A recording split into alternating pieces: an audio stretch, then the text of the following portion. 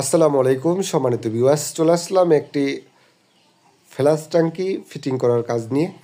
কিভাবে এই flash ট্যাঙ্কিটি fitting করি সেটাই আপনাদের দেখাবো। এই ফ্ল্যাশ ট্যাঙ্কিটি উন্নত মানের, ভালো কোয়ালিটির। ভিডিওটা যদি ভালো লাগে অবশ্যই আমাদের ফেসবুক পেজে দেখে থাকলে ফেসবুক পেজটি ফলো করবেন, ইউটিউব চ্যানেল দেখে থাকলে চ্যানেলটি সাবস্ক্রাইব করবেন।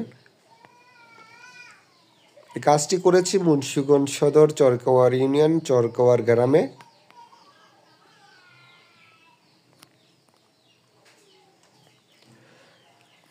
ভিডিওটা মনোযোগ দিয়ে দেখলেই